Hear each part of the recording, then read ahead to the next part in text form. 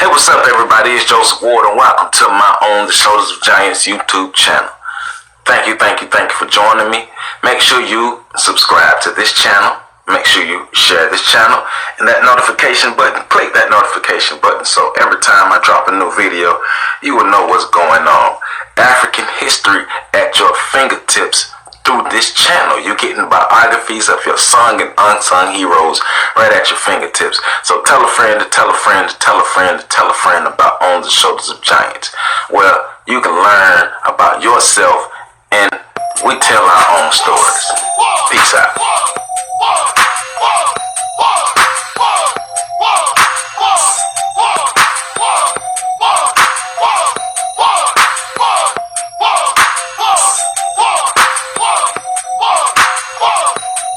John Horse.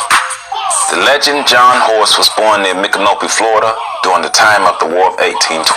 His mother was an African woman who was enslaved by his father, a Seminole Indian slave trader named Charlie Caballo. John Horse and his mother were the property of Caballo, but lived in one of the Oconee Seminole settlements populated by black people along the Swanee River. In 1817, during the First Seminole War, John Horse's settlement, along with others, were raided by American forces led by President Andrew Jackson. They displaced many families and enslaved a number of black people they captured. Following the displacement of the Seminoles, John Horse was living amongst the Oconee Seminoles near the Tampa Bay. As a child, John Horse was known as Juan.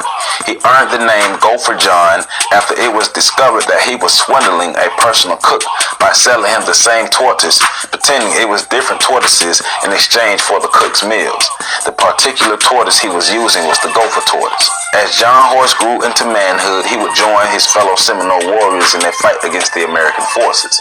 The Second Seminole War began in 1835 because the American forces were trying to force the Seminoles and the blacks off of their lands. During the war, John Horse served as a field officer, translator, war chief, and political negotiator for the Seminoles. As the war drew on, John Horse and other blacks were promised freedom and allies if they would surrender to the American troops and agree to be relocated. Horse agreed to the terms and was later granted his freedom papers by General William J. Worth and was quickly shipped into Indian Territory in Mississippi. John Horse also learned that he was lied to because all the blacks who agreed to relocate were not freed, including his second wife and children. During the time as an active body in the Second Seminole War, John Horse served Americans as a scout and translator. This experience helped him to have a better view of the American enemies as he became a leader of the black Seminoles in Mississippi. This experience also helped John Horse return to Florida. He continued to work as a go-between for the Seminoles and the American forces. He allowed himself to be used to convince fellow Seminole chief Wildcat to give up his land and move to the territory of Mississippi. Once his job was done, he too was shipped back to the territory. Mercy was shown to John Horse by the Seminole Council and Chief Micanopy as they agreed to grant John Horse his nominal freedom from ownership of the Seminole Nation. This was his third time being freed. It is said that the Seminole Indian transplants into the territory of Mississippi were living under the jurisdiction of the Creek Indians, who had different cultural practices. One of the cultural differences was the practice of chattel slavery. The Seminoles did not practice chattel slavery and lived in harmony with the free blacks. The other Indian tribes did not want the free blacks associated with the Seminoles to tempt their blacks to seek freedom. The free blacks and the Seminoles soon became targets of raids by the other tribes and whites to capture and enslave as many blacks as they could.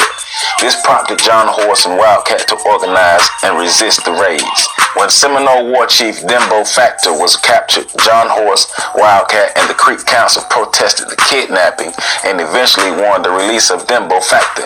John Horse would travel to Washington, D.C. in 1844 to argue for a separate land grant for the Seminole Indians outside of Creek territory. They were denied, but John Horse was determined to get change for his people. He traveled to Washington, D.C. once again by himself to appeal to General Jessup. He convinced Jessup to visit the Indian Territory for himself. Following Jessup's visit, 2 new facilities were built for the Seminoles outside of Fort Gibson under the protection of the Army.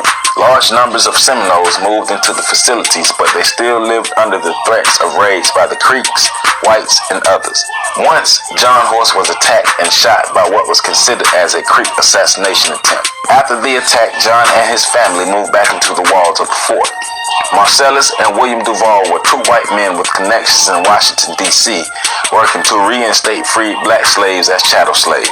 They were working to persuade then-President James Polk to enslave the black Seminoles. General Jessup's granting for the freedom of the black Seminoles was deemed illegal by John Mason and the Seminole Council, and the black Seminoles were once again considered chattel slaves. The Seminoles were forced back into the territory of the fort in Mississippi, and because the free blacks and the Seminoles were considered slaves again, up to 280 of them were kidnapped and re-enslaved. John Horse and Cole Coochie led a protest against the enslavement of blacks and black Seminoles. The two men would also lead over 100 blacks into Texas fleeing slavery from 1849 to 1850, and they were pursued by Texas Rangers and the Duvals.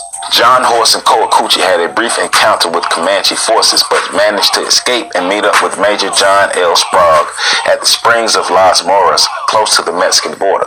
It was later learned that someone within the fleeing party tipped off Texas Rangers of the whereabouts of John Horse, Cole Coochie, Sprague, and the fleeing blacks.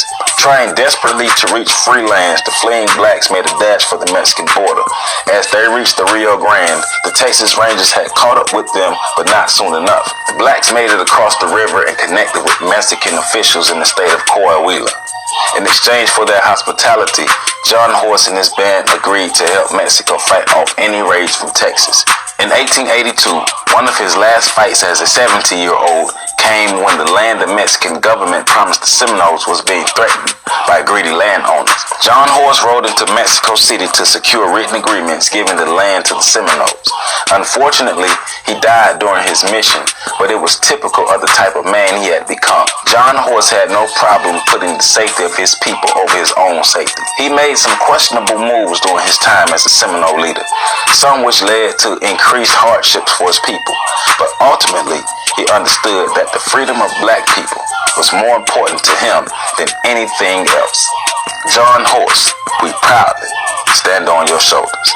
For more information, make sure you visit www.ontheshoulders1.com and visit www.ontheshoulders.org to